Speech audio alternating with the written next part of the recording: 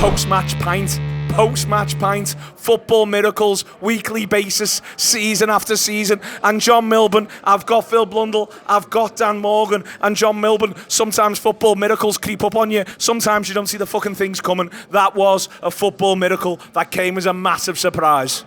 Yeah, if I'm dead honest, at 2-2 I was just fucking really angry with them, you know. I was really, really annoyed that, like, you can't go to the Etihad and acquit yourselves the way that we did, and then to turn up at your home ground against a team that, like, is below average in the Premier League and labour as much as we did against this team, and all of a sudden a football miracle broke out in front of my eyes. And the fact, what I absolutely loved was the defiance in the crowd, the defiance in our players. When we got the equaliser, Mohamed Salah took the ball, banged it on the fucking centre spot, and was like fucking giving it all. It's absolutely, come on. And they absolutely were determined to turn this round. And sometimes on the journey towards a league title, you have an unexpected day. I think the day against Aston Villa took us all by surprise. I thought we all expected that to be a routine win, and a miracle broke out in front of our eyes. And that's what happened today, really. What should have been a routine, comfortable match for Liverpool turned into a bit more of a tricky fixture than anyone expected. Heroes you didn't know you needed and didn't know you wanted found themselves today. And I've got to say, this team has shown a spine, a backbone and a spirit that's the biggest let-off I think we've had in the ground in about 18 months. Yeah. There's been very little jeopardy at Anfield over the last 18 months, and this tells you that we're back in a serious competition. There's a serious football team. That let off when Trent scored the winner. It went off. It was equivalent to some of the biggest nights in Anfield history. Battered and bruised. Absolutely. I am battered and bruised. I went forward about 5 rows. I fell over twice. Yeah, it was. Once I was looking for my glasses. I've got contacts in. Honestly, this is the pistol's just been fired on a title challenge today. We've laid a marker down. This is a furious football team going to win the league. Divock Origi, he scores the goal in December 2018. And it's against the Marco Silva team. 5 years. 5 years, and it's against the Marco Silva team. And I think they do a good job today. We'll do a bit more of that sort of detailed stuff in a minute. But that was what the celebration was actually reminiscent of. That level of bedlam, that level of excitement, that level of absolutely what about this? And that day Liverpool weren't very good either. Liverpool aren't very good today, but they hang in and they get not just one moment but two, because the Endo goal is absolutely massive as well. Yeah, I think John's spot on of the idea of almost arriving and finding yourself in this moment, and of course you embrace it because you get the win and it's bedlam. But today should have been a day. If you've been at Anfield today, it's gloomy. It almost feels dark at midday. It's overcast. It's cold. Everyone's sort of trudging in the ground. I'm wearing 4 socks. It's a bit of a Sunday service when you get in there and the game starts. And it should have been a day today where Liverpool should have just won 2-0 and everybody should have basically, confined that game to the history books, and it should have been on my Lost Tapes episode. Yeah. And this probably still will be on that for the similar reason, really. But, I was thinking about this on the way out the ground, and this idea that we are on a journey with a team.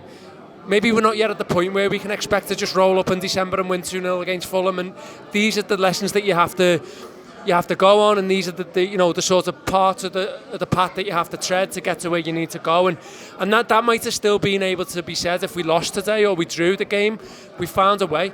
We found a way with 4 world-class exquisite goals. It's really frustrating at half-time because you think we've really had to work hard and scored 2 amazing goals to get ourselves ahead. These have had 2 scruffy, horrible things that they've got as almost gifts, and you'd almost prefer it was the other way around. You'd almost feel better it was the other way around at times. They need to score a worldie to score past us. Exactly, yeah, exactly. So, all in all, this does just remind you, and I'm not I am a little bit cowardly, or whatever you want to label me, as terms of being on the train of Liverpool in a title challenge. I'm not sure. I think we're still on a massive journey. I'd still take top 3 if you're offering me it this season, and that's maybe my own thing. But I think today's massive for them as a group. And I think there's individual things in there that will come from today that we'll probably look back on in a couple of years and go, that. The one of the things that I love in a football miracle, Phil, is unlikely scorers. And it's fair to say we end up with 3 unlikely scorers through the game. Now, that's not to say that at least 2 of them couldn't be scoring more goals for Liverpool. One of the things everyone said after Trent scores against City is he should be doing that sort of thing more often. Well, here we find ourselves, and it was picture perfect. Both his goals are in different ways, just absolutely incredible. News. First one's gone down as an own goal. Because he clips the back of him. Yeah. Sorry. I mean, there's only one goal, but yeah, still. He did the fucking heavy lifting. Very much so, yeah. It is ridiculous, by the way. Yeah, go on. It's obscene. Like, I mean, what that goal for me was, I don't know if you remember 08-09, there was a game where we were right at the start of the season, 1-0 down to Middlesbrough on about, I think, 84, 85 maybe. I remember this game. Carragher scores, sort of. I think it got given his own goal, but Carragher bundled in. And then Gerrard's on the edge of the box and puts one in. And it's where you're like, I'm Steven Gerrard, I will sort this. And that's what it felt like from Trent today, where I agree, he's really stepped up this season in a responsibility. Obviously, he's captain, vice captain, obviously. But doing stuff like that is more than you can do in the little bits of vice captaincy where you go around and you're sound and you're a good leader. Dragging a football team who are not playing well over the line when you probably don't deserve to win. It's proper Steven Gerrard stuff, and that is what you need, because you need a local boy doing stuff like that is exactly what you need when you want to be good, and it's fantastic that he was doing it today. That match was the last time I missed a game through a hangover. I know the story. You've told me the story before. Hangover, close brackets, as to why I missed that one and wasn't there for that magnificent moment. I was there for this one, John. And before then, Liverpool have toiled. What's interesting is the 3 scorers are all, and their goalkeeper for that matter, none of them are our front 4. I've spent a year going, and the thing about this team is, you look at that attack, they've got goals in them, they'll pop up when you need them, and then all of a sudden today, they don't pop up. They're frustrating, they're all frustrating in different ways. Every single one of them, I think, who gets on, frustrates you at some point during the match. But what they do in a lot of these instances, fucking hell, they're keeping the ball alive. And the little touch that Salah rolls back for Endo, for instance, and then it's a glorious cushioned finish. That was brilliant football, and it led to, again, as you say, Salah putting the ball down. Every one of those players and everyone on the ground having a moment of, right, we're in this. Yeah, 100%. And I think the thing you get from the unlikely player like an Endo, for so far all Endo's revealed himself to me as being somebody who loves a tackle and loves to shift it really, really quickly and give it to the good lads. Like the type of football, like the player below the type of player that Liverpool normally want to have. But he's emerged and he's scored a header for us. He's played that lovely finish today, and he's a lot more to him than I think people have given him credit for. I think when you look across the team today, I think there'll be a few players who'll be a bit frustrated with their own performances. I don't think it was Darwin's greatest. Oh, mate, you all right? Ah, yeah. Do you want to speak? What's your name? Kathy F. And do you want to speak? It's up to you. You can if you want. Did you go to the game today? Did you enjoy the match? It's okay. Did you enjoy the match? I don't know what to say. Sorry? I don't know what to say. Did you enjoy the match?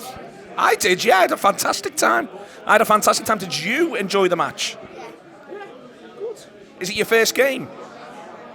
How many games have you been to? 19. 19 games. That's a lot of games. Fair play. Well, that was probably the best one. But thank you anyway. It's nice to see you. Nice to meet you. Nice to meet you. We'll talk to you after. Yeah, go on. No, where was I? No, I think Endo was really impacted the game. As I say, I thought Darwin was that.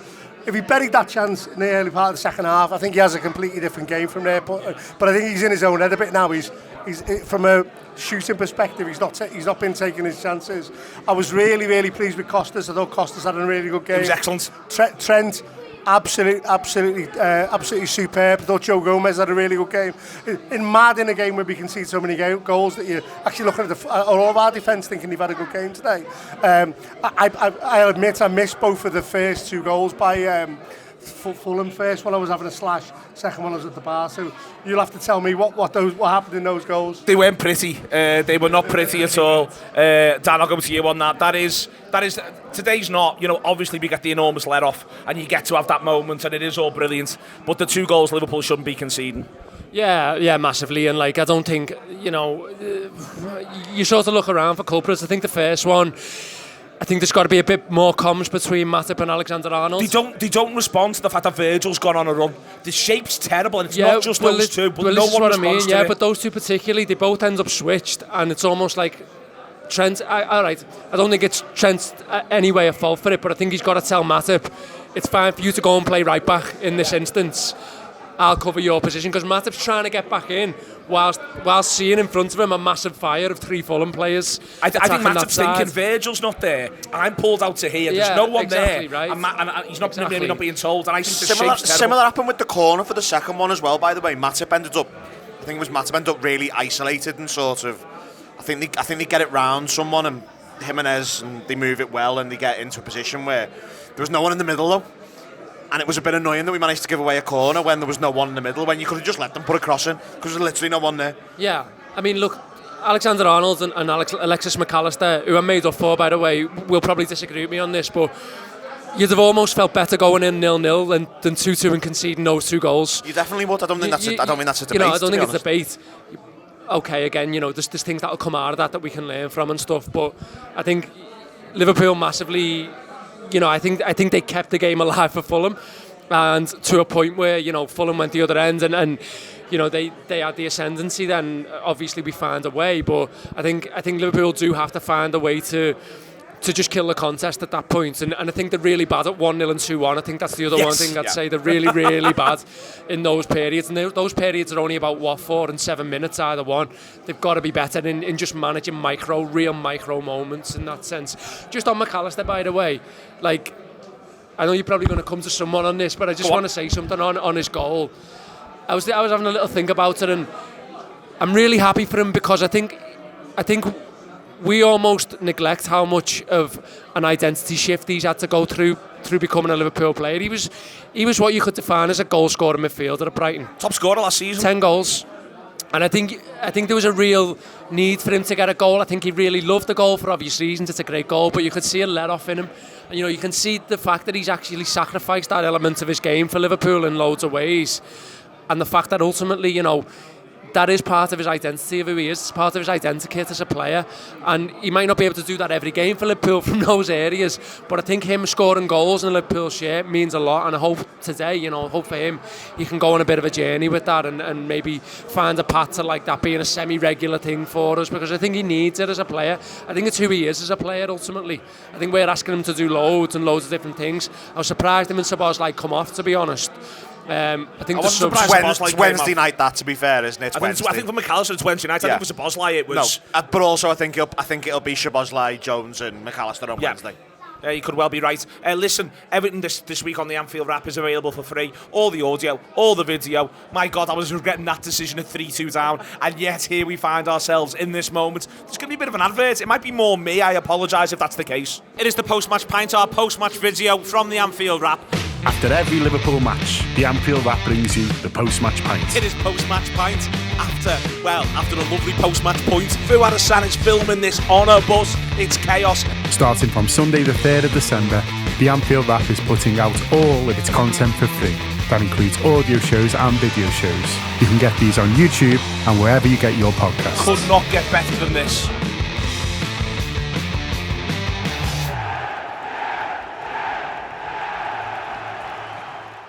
And we're back, and in the meantime, Tottenham have scored. Still think that they won't win the game, but it is what it is. It is a place that is absolutely buzzing. Phil Blundell. It is. Dan's point before the thing on McAllister. I think McAllister's the best performer of the 3 midfielders up to the point at which he goes off. Gravenberch gets. You could have done that with a 5 out of 10. No, in fairness. Yeah, that's it. But I actually did think he played well. I think his winning the ball, just getting a little footing, in a similar way to Thiago actually, Thiago's sort of obviously an amazing passing midfielder, but his ability to just put a foot in and come away with the ball and get you on the front foot, because he's not only won the ball, but he comes away with the ball. Yeah, he stood up and you can see the pitch. What he did. He did it on the edge of the box. It felt like 2 or 3 times. Yeah. Sort of first 20, 25, and I'm perfectly fine with him as the holding midfielder. I think the problem Liverpool had today was that the other 2 midfielders were not very good. That meant we couldn't get on the ball high enough. It meant the attack was disconnected, and it meant that everything just looked bad. And that was sort of the amount of work that the 4 defenders and McAllister had to do was just wrong, and it's probably a sign of why I thought they all played quite well, is because they had loads to do and they shouldn't have that much to do in a home game. All I would say is I thought Gravenberch, until about 55, 60 minutes, was having a good game. I thought he was I don't think he used the ball. neat and tidy. I thought he really looked good on the ball. I thought he looked terrible without the ball. And from about 70 onwards, I'm like, this man is screaming to be taken off. How's he not been taken off yet? How has he not been taken off? There's a reason why Liverpool won everything they won with a midfield consistent of Jordan Henderson, James Milner, Gini Wijnaldum. They set tempo and they set expectation and they set a standard across the squad, and they often did it in games like this. You know, they really set, and I wonder with our 8 sometimes, I just think in certain games like today, look, it's dead hard to play number 8 for Liverpool, and in many ways it should be. You know, in many ways it should be really hard to play number 8 for Liverpool, but ultimately, I think they've got to do a bit more. Yeah, that's fine. I expected that. I think sometimes you've got to do more in that position. I think McAllister, Szoboszlai, I think he has a tendency to go and join the front line. I think he has a tendency to sort of go and join as a 4. Doesn't get on the ball enough. I think he wants the ball. I think he's trying to receive the ball on the half-turn. I think he's trying to get Liverpool in the ascendancy in that attacking third. I think Gravenberch goes looking for the ball across the pitch, and then when it turns over, you're almost a bit like, oh my God, where's Gravenberch? Yes. Loads of that. And I think ultimately they could do it just sitting down, and this will irk a lot of people, and this is why I'm a little bit worried that this might go out for free. For free? But imagine the YouTube comments. They could almost sit down and watching a couple of videos of Jordan Henderson and James Milner in what they do in games where Liverpool are playing against the bottom 10 at home. Man.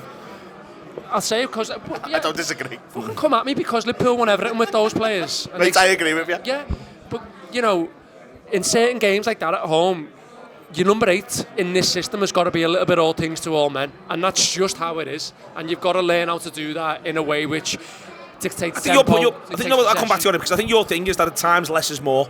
And at both 1-0 and a 2-1 today, I'd have just liked a bit less because I actually think it would have... Listen, part of why Liverpool have won every game this season at home so far, until this one today, by at least 2 clear goals. Yes. And part of why that's happened is because they are really, really progressive. But there was just a couple of periods where all I wanted was just the basics. Yes. And the basics disappeared. And that was what was frustrating me. And I thought both Szoboszlai and Gravenberch were responsible for the basics disappearing. Yeah, and also, like, you know, within that, trust the process, trust the structure of what we've built here, trust what we're working on in training. You know, there's quite a few between the Núñez chances in the second half. There's quite a few shots from 20 yards out, which I was just begging us to move the ball on once more. Just keep moving it on. There was a Szoboszlai one, probably like 5-10 minutes in, that really annoyed me because I think Salah was wide. And they were sort of 2-on-1, and you're just a bit like, come on. It's almost a bit Phil Coutinho 16. Yeah. That you're a bit like, okay, can we just sort of trust this process a bit more? Because you can see what we're trying to do, you can see what we're working on, you can see what they're being coached to do.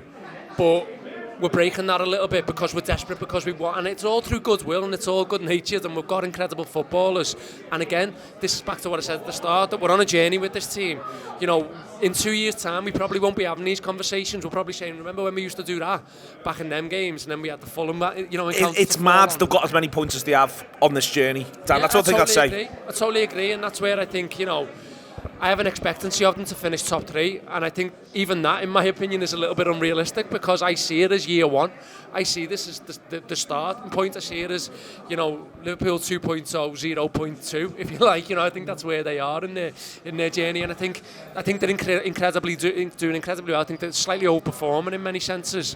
So it's a testament to them. It's mad how Trent Alexander-Arnold thinks Dan's full of shit. Do you know what? Who's had a really good week this week? Who's had a brilliant week this week? Adidas. Fucking hell. They've picked the moments on that one, haven't they? Fucking hell. They've done really, really well. They picked their moments. Honestly, they picked them, dropping them boots at a brilliant time. I've retired from playing football, but I'm considering buying a pair of boots just to wear in work. Because if I have a week in work like Trent's had in work this week, I'm going to wear them to play golf, I'm going to wear them to go to work, I'm going to wear them down the pub. Because honestly, God, if I have a week like Adidas have had with Trent this week, fucking hell. Like, I'm a bit disappointed one was considered an own goal, but even though the boots did the fucking job, didn't he? The boots did the job. It is, listen, the way you get there, that's the thing about the football miracles. Is it gone 2-1? No. Okay, I'm going to keep looking this way because they already not to know look at this the is telly. not live.